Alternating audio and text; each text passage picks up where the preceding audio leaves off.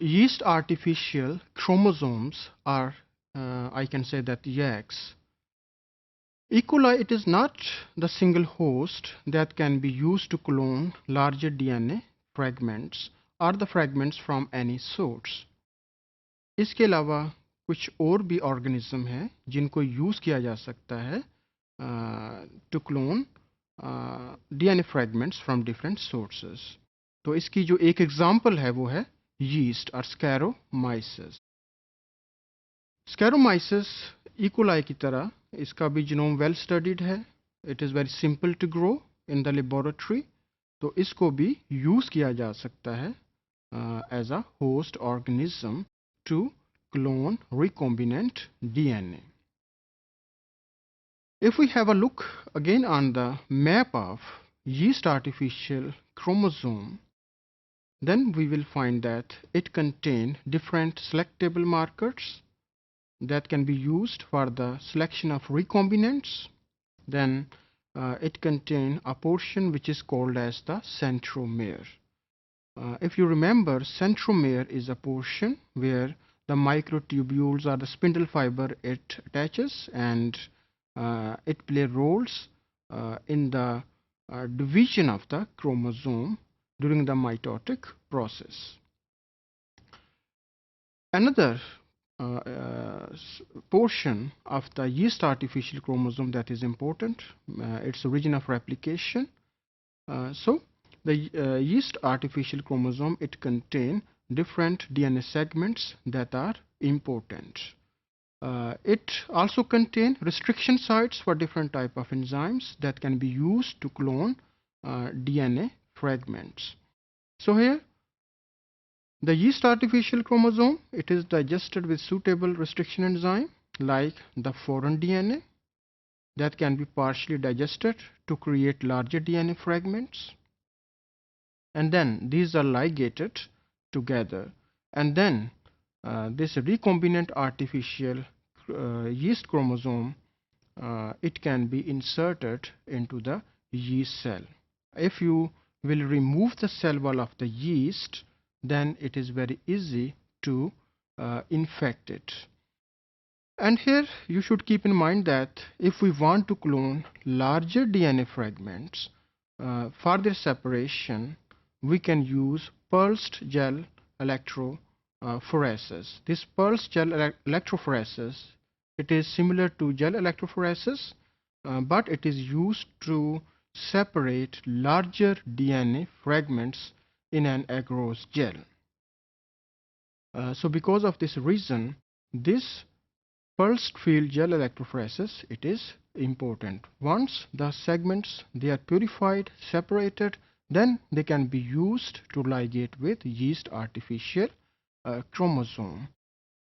Next is the strategy that we can use for cloning foreign DNA into yeast artificial chromosome. As I told you that it contains its own origin of replication so that it can replicate independently from the host chromosome, region for centromere so that it can separate during the mitotic division, selectable markers that may be anyone for any antibiotic like selectable marker 1 or selectable marker X or Y that may indicate any antibiotic or any other selectable marker, and telomeric DNA it is also there, and within this telomeric DNA BAMH1 restriction sites are there. One can digest with BAMH1, so this fragment of DNA it is discarded, and then in the further step you will get a linear yeast artificial chromosome that is flanked by a region of DNA which is called as telomeres. And in the next step it is further digested with EcoR1 enzyme so that left and right arm they will get separated. After separation, in the next step, when these left and right arms they get separated, then larger fragments of foreign DNA that have been digested with EcoR1, these are the fragments of foreign DNA that are comparatively larger in size. So they are mixed together and the foreign DNA is inserted here, which is comparatively larger DNA fragments. When recombinant yeast artificial chromosome it is produced, then it can be used to infect yeast cell. And yeast cell can be further treated with different type of enzymes. So suppose this is a yeast cell, it can be treated with enzymes so that its cell wall it is digested and you can get a spheroplast. Spheroplast means that it is also a type of protoplast that is cell wall-less, and now it is easy to infect. And then after infection, it can be recombinants can be selected on the basis of some selectable markers that may be X or Y marker. So this is one of the strategy that we can use for the cloning of larger DNA fragments, especially from eukaryotes like the humans, to clone by using yeast artificial chromosomes. Yeast artificial chromosome like the bacterial artificial chromosome इनको भी use किया जा सकता है to clone somewhat larger DNA fragments.